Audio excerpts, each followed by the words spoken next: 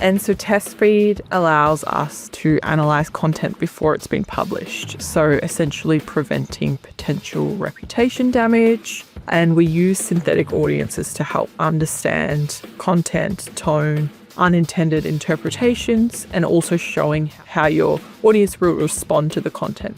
The concept of global warming was created by the Chinese in order to make our manufacturing non-competitive. I'm only seeing the hockey stick growth on LinkedIn. I'm only seeing I made 100K overnight, and I really strongly disagree with that rhetoric. It's not reflective of what it is to build a business. Sorry, losers or haters, but my IQ is one of the highest. It's no longer cute to not know your financials, and I think it's the same with the technical side of things. It's really not cute. You need to be across the business, and I think any business that is, seeking investment as well, it is going to be a big part of the thesis of raising is understanding the back end of the product. Hi everyone, we have our first live show of In the Blink of AI on Thursday, 29th of May. It will be at the University of New South Wales in Sydney with Andrew McCarthy, Head of APAC and Asia at Notion. Tickets are in the description below. I hope to see you there. Hello and welcome to In the Blink of AI, where I talk to the brightest AI startups and innovators each week. I'm Georgie Healy, and this week I am speaking to Millie Marconi. She's the founder of Yesterday. They're a VC-backed startup going through a public pivot. What began as a workforce planning solution is evolving, and their new product test feed has already got hundreds of people on the wait list. She shared a product demo a few weeks ago on LinkedIn and it went completely viral, but more of that on the show. We talk about what it's like to be a non-technical founder building an AI company, being a digital nomad. I think every time I speak to Millie, she's living in a different country. And she works 6 days a week, and we're both incredibly passionate about content as a currency, which we were on a panel for recently. I know you're going to love this episode. It was a real treat to have Millie on the show. Let's dive right in. You're listening to a Day1.fm show. Hey, Millie. Thank you for joining In the Blink of AI. We're so thrilled to have you.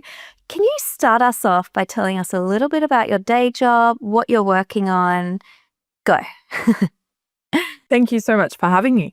So I'm currently the founder and CEO of Yesterday. So every day looks crazily different. So I'm working on at the moment our recently launched test feed. So this is our flagship product. We posted a demo a couple of weeks ago on LinkedIn.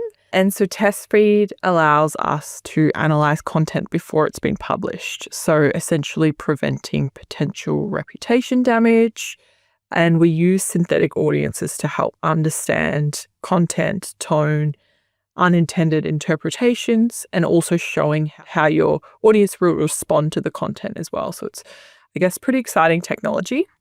I'm so thrilled. Yeah, I'm so thrilled about this, especially because, frankly, in the last 3 to 6 months, I have forced myself to publish more content, but I have no strategy, no idea. I sometimes get myself into semi-hot water even while trying my best and thinking I'm quite aware of what audiences need. And frankly, being able to have a synthetic audience sounds genius. So sorry I cut you off. You were going to say some more. No, don't be silly. No, so it's exactly that. So it's, a security layer of testing your content before you post. So I think many people feel the exact same as you do. It's quite daunting posting content and actually being able to run it by someone, but being able to run it by a synthetic audience, which is made up of 10,000 users in your target demographic. So yeah, that's what we're working on at the moment. 10,000 users. That's massive. That's so good. So synthetic audiences are really exciting, and it's definitely new technology. But yeah, that's really what is taking up a lot of my energy at the moment, is everything around getting this business off the ground. Now, we will really dive in and finesse and ask some very specific questions around your flagship product test feed. But before I do that, what are you really excited to focus on in the next 3 to 6 months, would you say? Yeah, so for me, I would say a massive unlock is synthetic audiences. So that's really where I'm spending a lot of my energy, is exploring what's possible in this space. So essentially, it's democratizing a lot of the previous quite difficult market research or brand sentiment analysis that was really gate-kept by a lot of capital, and really only reserved for sort of very big enterprise customers. So I think there's a lot to be done in that space, and that's really what I'm extending a lot of my time to, is how we can democratize market research, how we can democratize brand sentiment, and using the application of a synthetic audience in lots of different use cases. Wow. So it's not just the big rich corporates that can get these insights. That's amazing. Absolutely. Okay. So look, I think, anyone that's been on LinkedIn in the last few weeks will have not come past your post. You blew up. The last time I looked, and it was a week ago, so it's probably way higher, you had 278 comments on your demo for Test Feed. Can you tell people that somehow were under a rock in the last week and didn't see it? What did that demo demonstrate for people? Yeah, so it honestly went crazy. We've had over 800 users sign up to our waitlist. So pretty crazy in just a couple of weeks. So essentially the demo was basically a screen capture of the product in action. So what it showed is 3 different variants of content, and then which variant was performed best according to the specific audience that you entered. So the example post that we created was startup founders. And then essentially it tracked the different metrics across the 3 different variations of content. And then the winning variant, it showed predicted responses. So anything from positive comments, neutral comments, and then potentially negative or adverse responses as well. So you could really showcase exactly what it would look like to post that content, and also to, I guess, see how that content was perceived with your audience. I don't know about you, but the number of times I've had people say to me, "Oh, I'm too scared to post." Like, "Oh, it's just it is daunting to post things online." And even if it's an okay post and it only gets a lukewarm response and you thought it would get higher, it's not just for, not getting cancelled, right? It's like, how can you maximize the feedback? Millie, how did this idea come to you? Like, it's genius now that you mention it, but I don't think I would have come up with it personally until I heard about it. So where did this idea, when was the inception of this idea? Yeah, so it's actually quite an interesting story. It came about from quite unfortunate circumstances. So about probably 4 months ago, I posted, at the time I had a product in recruitment tech. And so I was posting quite prolifically on LinkedIn around recruitment, anything to do from candidate interview tips to salary transparency, you name it. I was creating a lot of content in that space because I did have subject matter expertise, having worked in the recruitment sector for a number of years. And I posted something that really, I didn't intend any offense. But it definitely was a post that was perceived very negatively. So within a matter of a couple of hours, it had tens of thousands, on its way to 100,000 views, impressions. It had so many comments. I had to turn the comments off. And I was getting bombarded with really, really negative messaging, which, again, I completely take responsibility. It was a post that I did not interpret it in the way in which another audience interpreted it. So that really gave me the idea of, if I had have run this content by someone, there's no way I would have posted that, or there's no way I would have posted it with the opinion that I posted it. So it created an idea for, well, what if I could actually simulate my target demographic, and I could simulate how they would respond to the content before I posted it. So rather than running it by a friend or a family member who's probably going to be quite biased and understand where you're coming from when you create content, the idea was to try and simulate the audience. So that was, I guess, the seed of the idea. And then from there, we just ran with it. And it was something that I actually did not know if it had any legs, but I started showing this brief little demo that we had as just an internal tool. I started showing it to people and the response was insane. And I was getting messages saying, can you please, I want to post this today. Can you please run it through test feed? So it really showed me that there was a viable product there. There's a huge appetite for this. I'm just noticing for myself, posting more regularly and just getting eyes on what I'm building and what I'm focusing on has given me credibility and is giving me opportunities that I never expected. Yeah. And I'm not even a founder. So I can imagine for founders, this would be huge. Is that your target audience? Is test feed for founders or is it for anyone? Like who's your main customer going forward, do you think? Yeah, so I would definitely say a very strong ICP for this product is the founder community. Because number one, it's a community I've been a part of for years. And additionally, I do think there's increasing importance on personal brand for the likes of founders to be able to raise capital, to grow their product, to build in public. And I guess also the importance of managing your reputation as well. So that's definitely a core ICP. But then we're also seeing a really strong response from social media managers, content creators, community managers.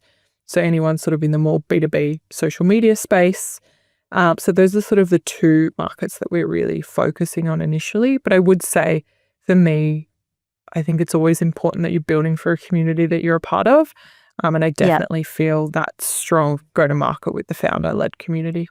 I do really feel for you though that, I'm so pleased that you're building such an incredible product that people will benefit from, but I'm also kind of sad to hear the circumstances from which it came from. Does it affect you, Millie, in the way you take risks now? Like, are you now more risk adverse, or now that you've been cancelled, are you kind of like, oh, I survived that. Maybe I can take more risks. It didn't kill me. It made me stronger. Yeah, it actually has completely transformed the way in which I take risks. So I'm very much more aware of reputational risks, as they can honestly be more devastating than business risk. Like, I truly believe that. So I wouldn't say it made me more risk averse overall, but I would say it made me more intentional about what risks to take. So taking bigger swings where I've done my homework, and being more careful about communication that might be misinterpreted. But I do think it also gave me a bizarre sort of sense of freedom that, regardless, nothing's going to be as bad as you think it will be. So trying to be more bold, even knowing if something flops, it is what it is. And I think that's a big part of the build in public rhetoric as well is, you need to be there to share the wins and losses. This really is such an interesting topic, right? Like, you want to be a founder, you're going to need to take risks. I am not a big fan of Zuckerberg, but the whole build fast and break things. But can we do it in a way where it's not like I got cancelled for something that wasn't even worth the risk kind of thing? Like you say, if I'm going to take risks, if I'm going to put myself out there, can it be more educated and worth it, Definitely. Look, speaking of taking risks, some founders seem to choose the stealth mode, and I won't share anything until the product's finessed and perfect and ready to launch. And other people, we had Sam Garvin on the show from Techstars, build in public, share your wins, share your failures. You are in the latter camp. Tell me why building in public, pivoting in public, just putting yourself out there works for you, Millie. Yeah, so it was something that I wasn't doing last year, definitely. And I think I actually felt quite alienated because I felt like I didn't belong in the founder space, which I know I belong. I've literally been an entrepreneur my entire career. Straight from university, I've had one part-time job that lasted an abysmal amount of time. She needs to be an entrepreneur. So I know I belong, but I felt like I'm only seeing the hockey stick growth on LinkedIn. I'm only seeing I made 100K overnight, and I really strongly disagree with that rhetoric. It's not reflective of what it is to build a business. So earlier this year, I decided I really wanted to be a lot more transparent in my founder journey.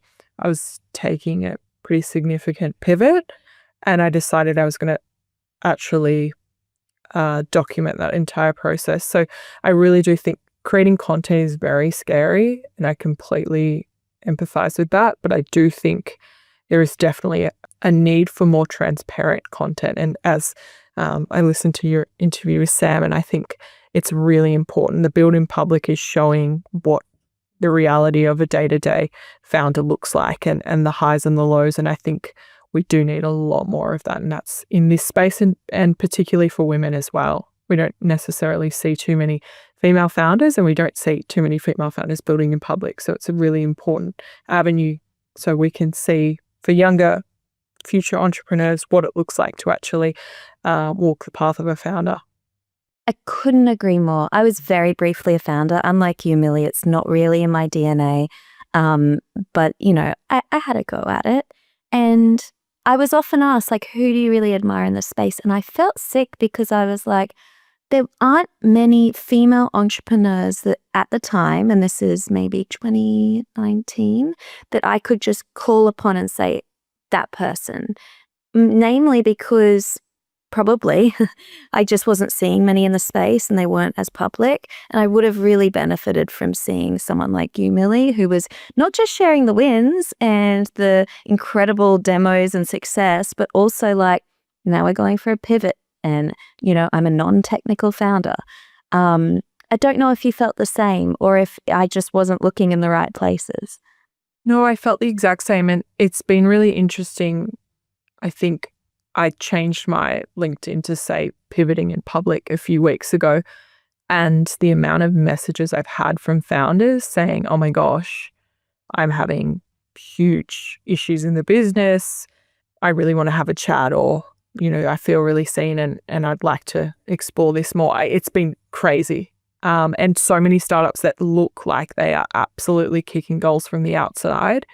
The responses I've had to that has been really interesting. So I think, there's definitely, I felt really like, again, I didn't belong in a lot of these communities because I wasn't achieving hockey stick growth. So I think we need a lot more transparency and a lot more showing the reality of what it is to run a business, and pivoting is a big part of that. Yeah. I'm sure you're inspirational, not just to the women, to the men as well, right? Like there's this funny thing where VCs are like, we love backing, serial entrepreneurs, AKA you have tried businesses many times before and this is maybe your third or fourth iteration. That's probably come from failures, but we don't want to see the failures. We just want you to be a serial entrepreneur. Or even, we back founders that take risks, dream big, blah, blah, blah. But then there's, you see the headlines, right, Millie, where if a startup fails, it's front page news, and the VC's front page news, and the founder's front page news. And it's like, yikes, I don't want to be milk run. Yeah, absolutely. And I do also think with that as well, the reason in which we see, okay, startups had investment and then startups failed. We don't really see what's going on in the middle. And I do think a lot of it is to do with, there is so much, I guess, reputational risk if you've raised on an idea and then you're changing the idea based on market feedback, circumstances, technical capability, whatever it is. So I did, I guess, want to really focus on showcasing what the pivot looks like. And so I think that's been really eye-opening just from the conversations I've had with other people. Because, again, there's something happening between someone raising capital and a business failing or a business succeeding. And we need to, I guess, see more of that path. You've got a very technical product at Test Feed, and you're leveraging AI, and you're very clear and very open about being a non-technical founder. And you're not the only one. There's a lot of non-technical founders, and it's incredible time in technology that AI means that we don't have to be software engineers anymore. It's quite an exciting time. But what superpowers do non-technical founders have that maybe, exit Lassie software engineer founders don't have, do you think? Yeah, I would say this is something I'm really passionate about. And I think focusing on what you bring to the table as an unfair advantage. Now we have the barriers to enter on the technology side are completely diminished what they were 5-10 years ago. So now building isn't necessarily the biggest pain point a business will have. It's distribution, and it's also the human side of the business. So as we democratize different skill sets with AI, we're going to need that human-centric focus. So what does your unique skill set look like? How are you showing empathy with dealing with your customers? How are you communicating? How are you building community? Those are all really important skill sets. And I think now more than ever, we need to focus on those. So I think being a non-technical founder, and if that's really within your core suite of skills, harness that to the best of your ability. And additionally, I also think something that is taking me a while to learn is that the naivety of being a non-technical founder can actually be quite an advantage. So I know, very controversial figure, but Elon Musk is really quite famous for basically not accepting that different challenges with SpaceX or what have you were completely impossible.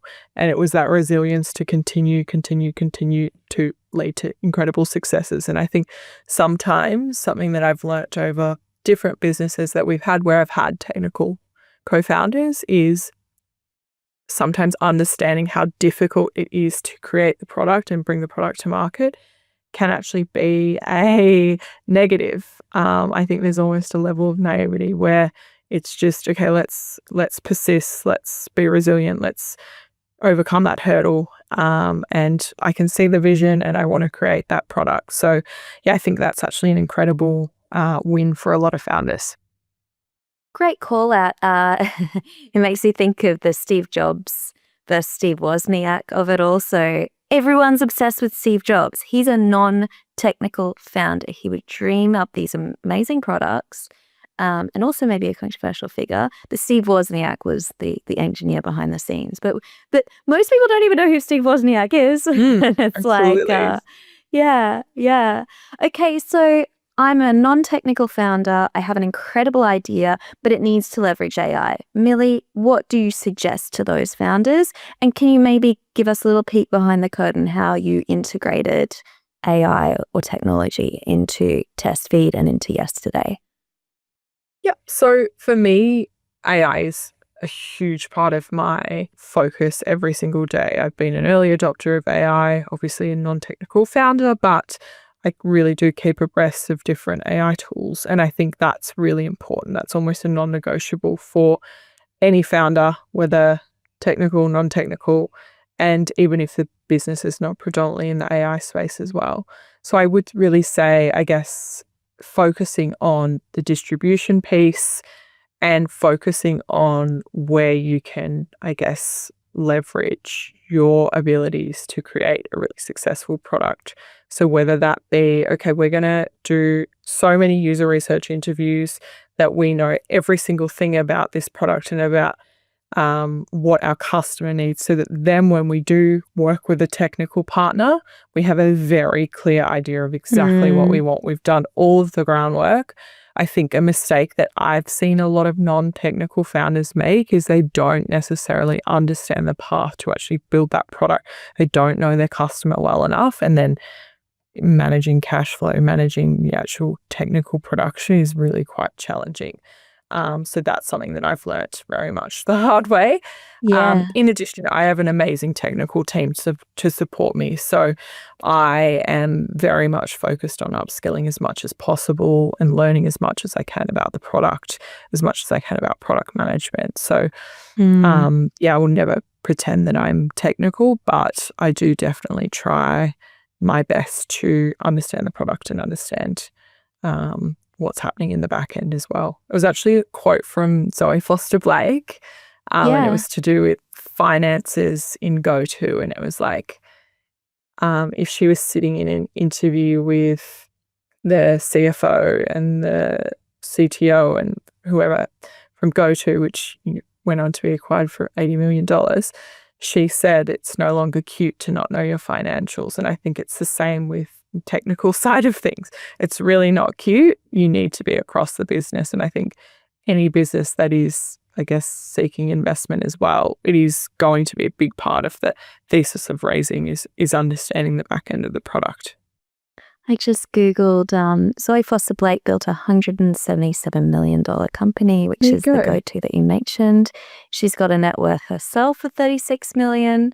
So, yeah, it's no longer cute to not understand your product, Millie. I love that. So it sounds like you're across your product and you know how to provide direction to your technical team because you've got that insight about your customers and your product. That's a really great way of positioning it, but you also don't just fully switch off when it comes to technical and go, oh, I'm not technical, or I'm not going to listen. Definitely. And I think also leveraging AI tools to learn AI tools is really important. Oh, what are you playing with? Yeah, what do you like to use? So I'm big on Cursor, so playing around with the product. Again, I'm not at all good enough to ever take a product to market myself, but I will always be continuing to learn. And I think there are so many tools available to us, lovable, and there's so many great resources. Playing with that. I was in a nail salon recently. I've got many diverse skill sets. One is multitasking, and I downloaded the Lovable app, and I was trying to get it to create a map of like medieval sites across the world. And that's the task I was giving it while I was in the nail salon. I love hearing what other people are using. Have you ever used AI just for completely silly stuff like that? Because that's, I think, predominantly what I use AI for.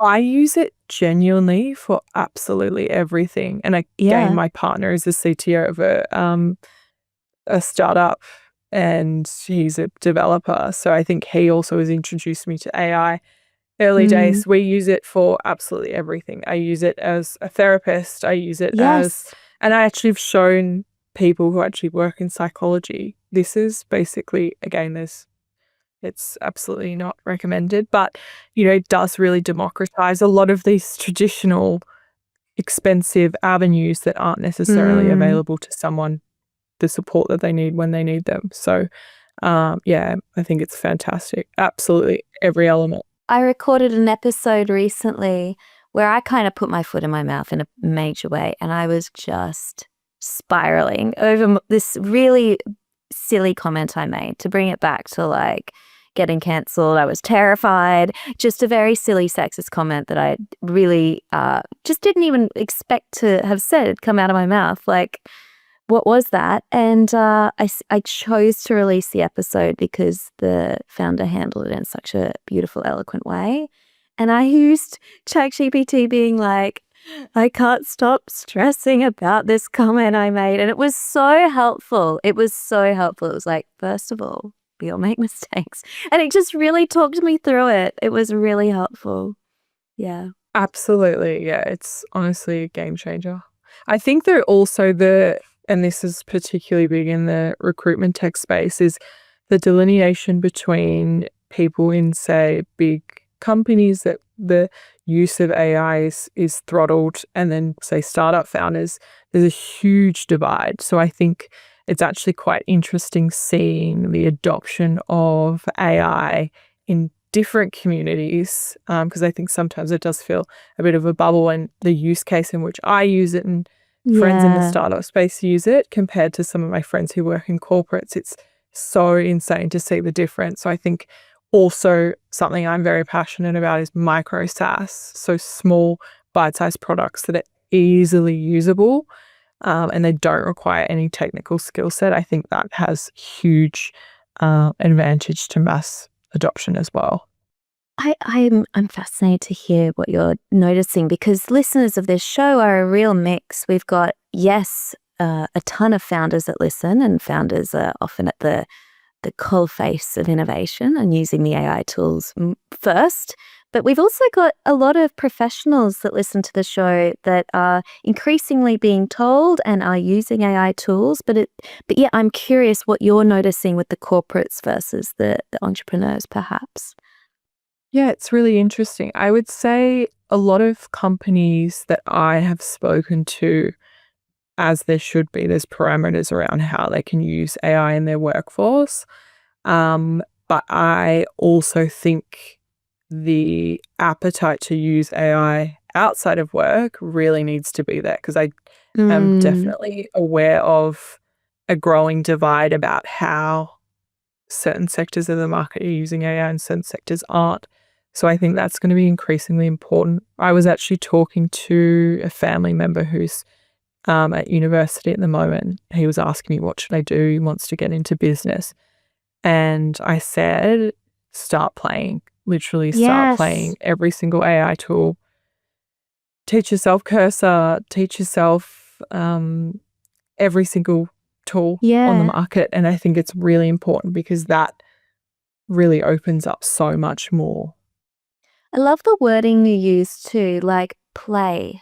I agree. Like if we take it as like a um this is e-learning, people are going to really quickly switch off and feel not only kind of it's a chore, but also a little bit perhaps overwhelmed. Like there's so many different AI tools, and I completely get it that even for some, like an LLM, well, do I do ChatGPT or Gemini or Claude, or like there's so many out there, and then I'm hearing about DeepSeek that the Mm. headlines are telling me that it's dangerous to be using these products. I Mm. get why people are overwhelmed. So Millie, Oh, absolutely. what should they use? Where would you start? Or even like a top 3 products that you can have fun and you can play and don't upload company documents, but at the same time, like let's kind of have fun here and remember that this shouldn't be a chore, you know? Mm. Yeah, I actually, because of my previous life working in executive headhunting, I actually now have quite a few candidates that I've become quite friendly with. And I actually have conversations with quite a few of them who are looking to start their own businesses. And I've created a few documents that basically show them exactly how to set up the projects in Claude and how to do a deep Wow. research project in Gemini. So I would say really what my advice to those budding founders are. So for example, I have a friend in Tokyo who is starting a travel agency. And so for her, I Well, set Claude and I showed her how to use it. I created a prompt that basically helps her create prompts. So then the sort of prompt engineering barrier to using Claude is diminished. So Claude and then Gemini Deep Research I think is fantastic. I use that mm. multiple times a day, whether it's researching different companies, researching random things about whether spaghetti was invented in China or Oh, Europe. that's so Like awesome. That's so awesome. Yeah, I love that. I love it.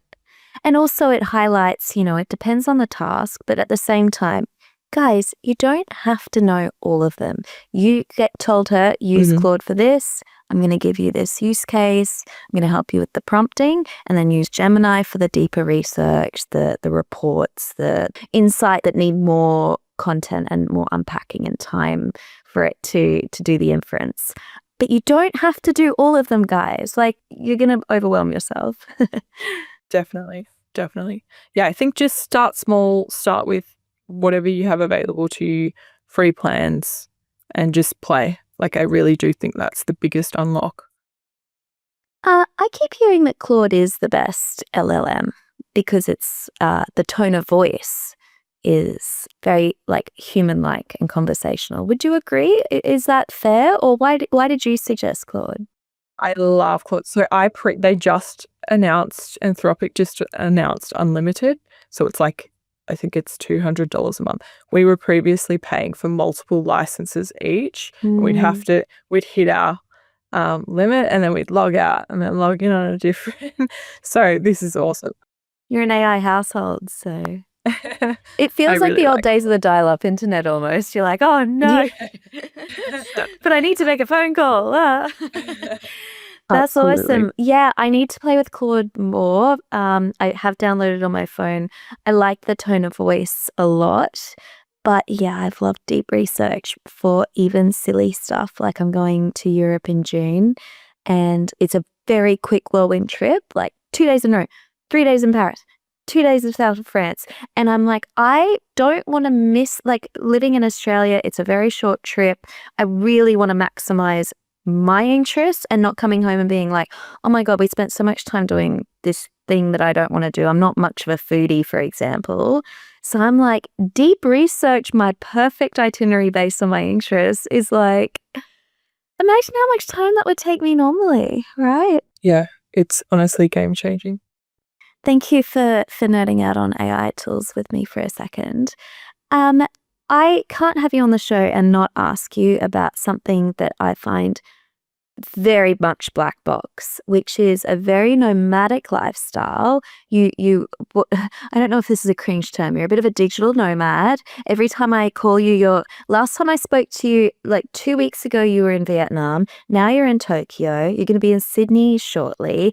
Like, tell us, first of all, when this started, and second of all, why? Why do you have such a nomadic lifestyle, Millie? Yeah, so we started traveling, my partner and I, 2.5 years ago. And essentially, we moved out of our rental and just decided, let's just try a month away. And we very quickly fell in love with it. And from there, it's really just spiraled. So for us, it's, I guess, the change in environment, I think, is so inspiring. We've met so many amazing people and we've met this really great community of people doing the same thing. So Really? we met this amazing man in Osaka last year who's in his 60s, who's been traveling for 6 years, and he has a map of the world with every single city.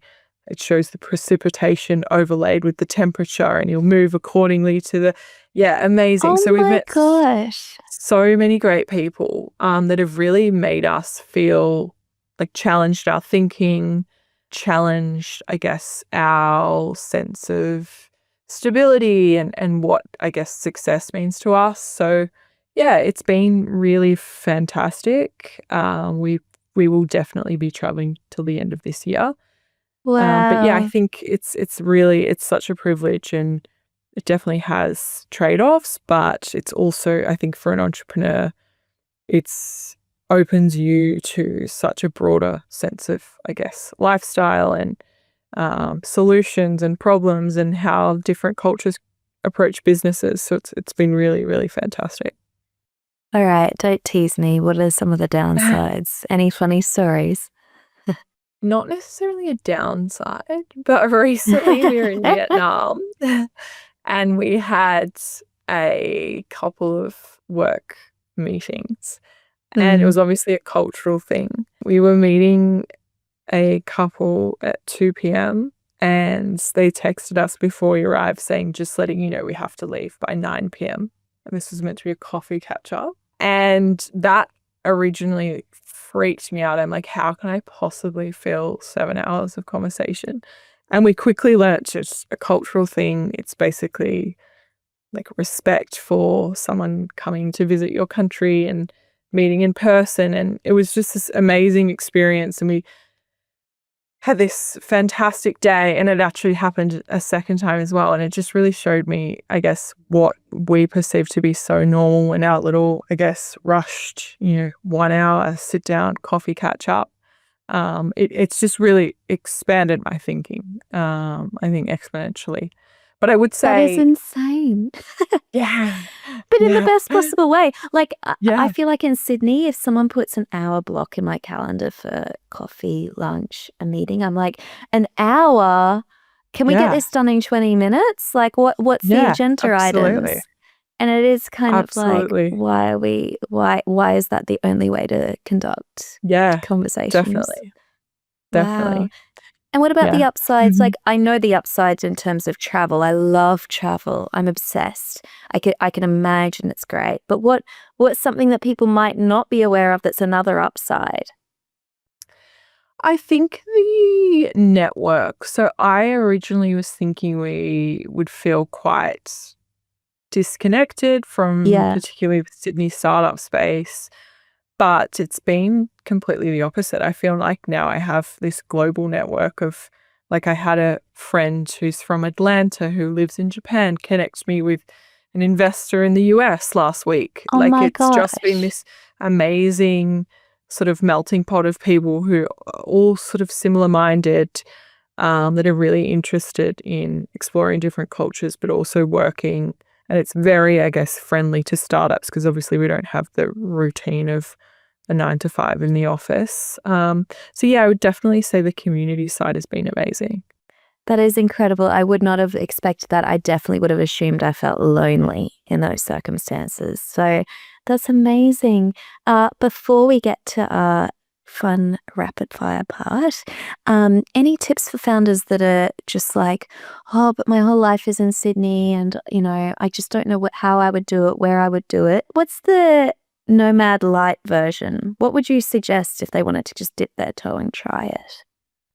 Yeah, I would really say to start with 4 weeks while you're working. So go somewhere for 4 weeks and don't change your work routine because that actually gives you a true indication of what it means to, I guess, travel and work. We really only get, 1 day where we'll see the city on a weekend, maybe a Saturday, and we work every other day. Mm, So it's definitely not wow. the same as traveling. So Yeah. I would say try that and see if you like it because there is a lot of instability. There's a lot of changes. There's a lot of disruption. So it definitely has to be something that you're interested in.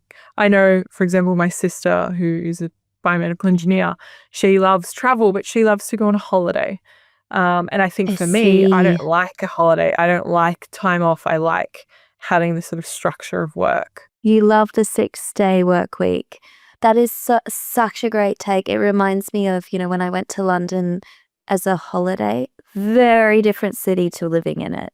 Like, I remember being like, why is everyone so cranky and mad here? Anyway, I'm going to go to Yeah. the museum for free and the art galleries for free and like da da da da da. And then when I lived there for 3 years and the rent is so high and the weather's so shit, I'm like, oh, this is different to my holiday. Yes, absolutely. Absolutely. That's spot on. Okay, we're at my favorite part of the interview where we do a fun, spicy rapid fire. But this is the first time I've ever done something a little bit different. I thought, seeing we have you and your incredible test feed product, I'm going to share 6 cringy social media posts, Mhm. mostly Twitter posts or X posts, that have come from either Elon Musk or Donald Trump. And you have to guess who it was from. Are you ready? Okay, I'm ready. Number 1. Sorry, losers or haters, but my IQ is one of the highest. Who's that? That has to be Trump. It was Trump. Well done. Okay. The concept of global warming was created by the Chinese in order to make our manufacturing non-competitive. That also has to be Trump. That's Trump. Well done. Well done. You know your content. Tesla stock price is too high, in my opinion. That was Elon, and I know because it led to potential fraud charges. It was a huge Yeah, story at and the their stock time. market crashed fucking hard. Like, after he did that. What an idiot. He needed test feed. Yeah, he really did. I'm up for a cage match if he is, lol. I think that's Trump. So that was actually Elon Musk talking about Mark Zuckerberg and having a big Wow, cage okay. fight. And then he backed out when he realized that Zuckerberg was actually up for it. Fun times. That now history haunts him because he said he was up for it. Not sure how Trump's jiu-jitsu is. I wouldn't trust that. Yeah. No, this was Elon to Zuck. Elon. So yeah. Okay. But Not sure neither how of hello. I would really pay money to see it though. I really would. It's freezing and snowing in New York. We need global warming. that's got to be Trump. It's Trump. Well done. For a moment there, I forgot which crazy white dude I was thinking of in my mind.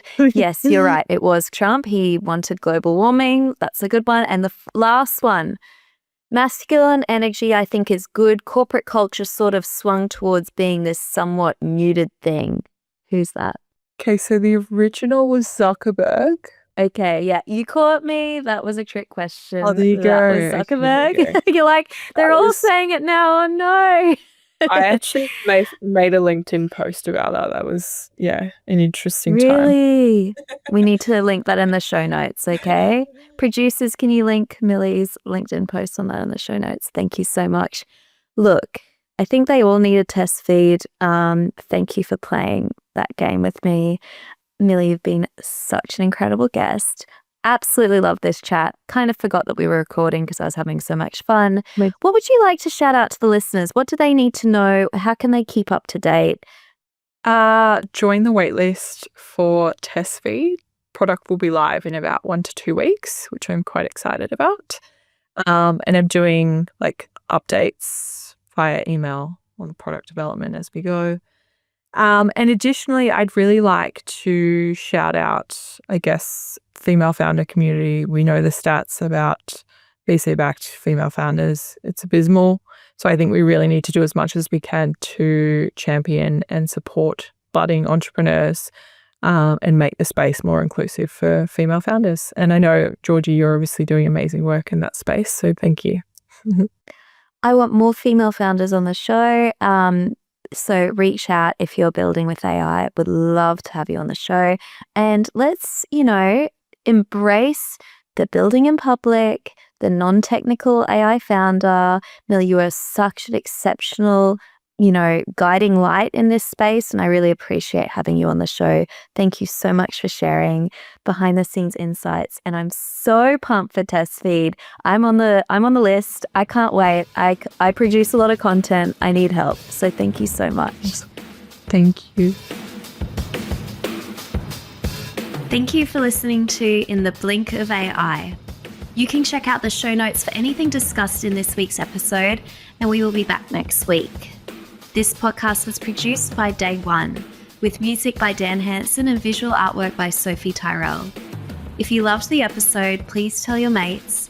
And I love AI news. Please share your thoughts and suggestions to georginarosehealy@gmail.com.